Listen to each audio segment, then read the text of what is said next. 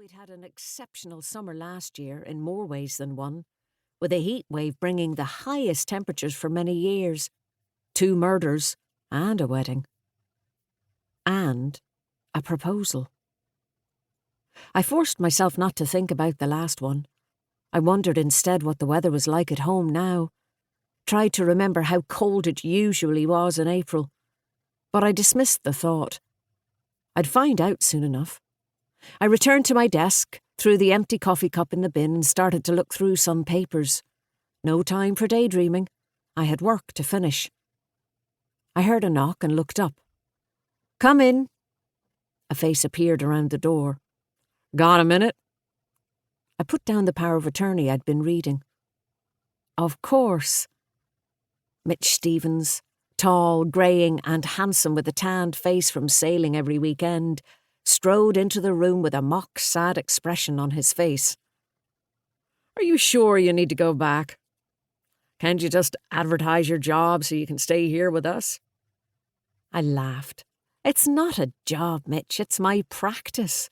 I own it, and I'm responsible for it. I'm not an employee like I am here." He perched on the edge of my desk and crossed his arms. "Don't you like being an employee?" I couldn't deny it had been nice for a while to not have to shoulder all the responsibility, as I did in Glendara. The firm here had a mentoring system. You met with your mentor every couple of weeks. Mitch was mine. The same 3 questions were asked each time, cleverly formulated to weed out worries and ensure that employees weren't carrying too much stress. Tell me something good, something bad, and something really bad. It had certainly made a nice change to be able to share my work worries, but it's not me, I smiled. I like to control things too much. Over the past few months, I'd realised that might be my problem, needing to be in control.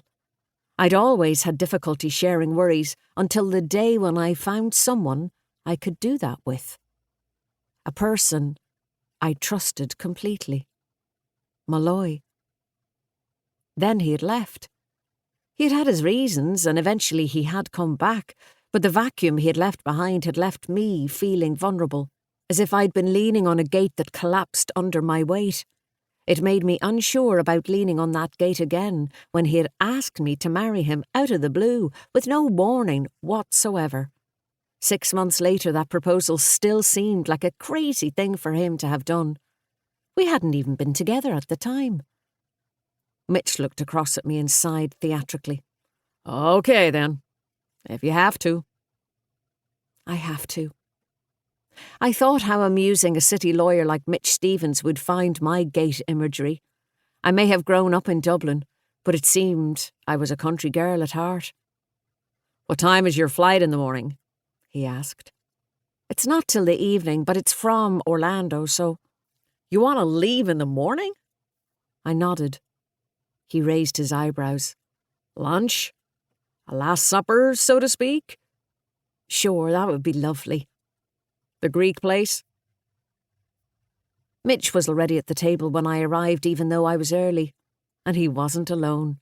10 other people from the office were seated at a big round table in the middle of the restaurant, and they all cheered when I walked in.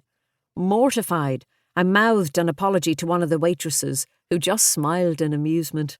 It was no skin off her nose. If I'd given it any thought, I should have anticipated some type of a send-off. But Mitch had such an ability to dissemble. I hadn't noticed anything other than a casual invitation to lunch. I suppose that was what made him such a good trial lawyer. You'd be forgiven for thinking that lawyers were incapable of subtlety in a place where billboards along highways and on taxis bellowed, "Get aggressive attorneys, Timberlake and Yonkers," or "Auto accident, dial 1-800, ask Gary." But that would be a mistake. I'd grown hugely fond of Mitch, but he had the capacity to be as sneaky and manipulative as hell when required.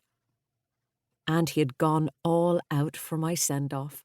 There were balloons and streamers, even a bottle of champagne in the centre of the table.